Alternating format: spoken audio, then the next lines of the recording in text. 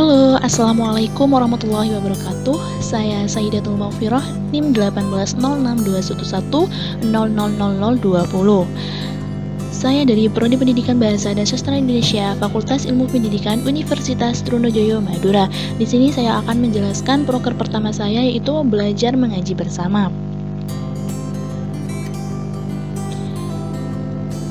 Kemampuan adalah kesanggupan untuk mengingat. Artiannya, dengan adanya kemampuan untuk mengingat pada siswa, berarti ada suatu indikasi bahwa siswa tersebut mampu untuk menyimpan dan menimbulkan kembali dari suatu yang diamatinya.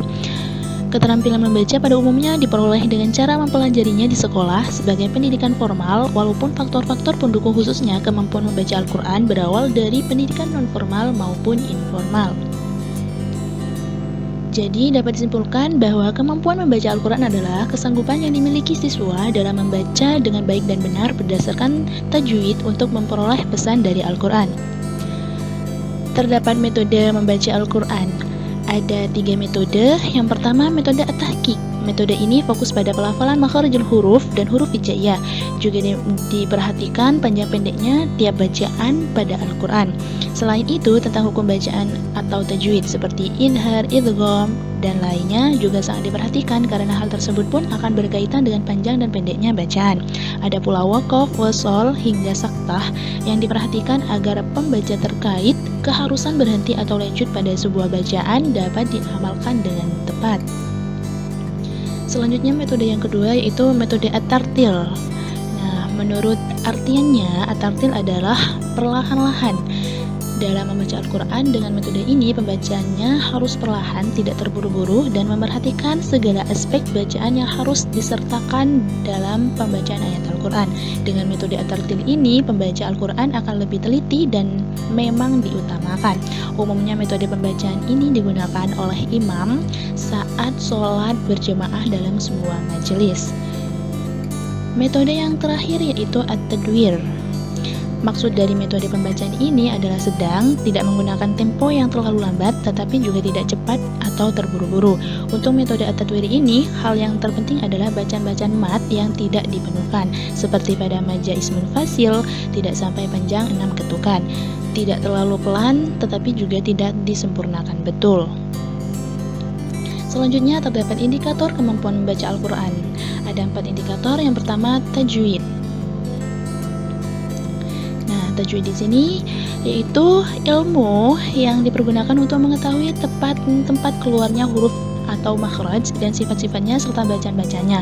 Ilmu tajwid ini bertujuan supaya orang yang membaca Al-Quran, ayat-ayat Al-Quran dengan fasih, terang dan jelas dan cocok dengan ajaran-ajaran Nabi Muhammad serta dapat menjaga lisannya dari kesalahan-kesalahan ketika membaca Al-Quran.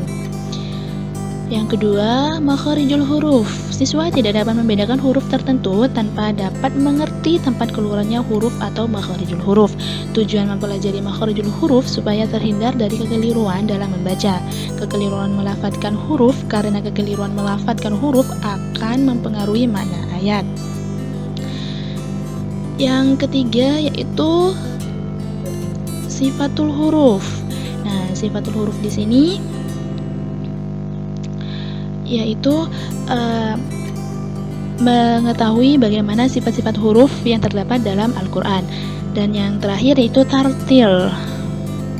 Tartil di sini yaitu tidak terburu-buru atau tergesa-gesa dalam membaca Al-Quran. Berarti siswa harus membaca Al-Quran dengan tenang, merenung pelajaran yang terdapat di dalam ayat yang dibaca. Diharapkan siswa memiliki nafas yang cukup dan kemampuan membaca yang baik agar tidak terengah dan terbata-bata dalam membaca ayat.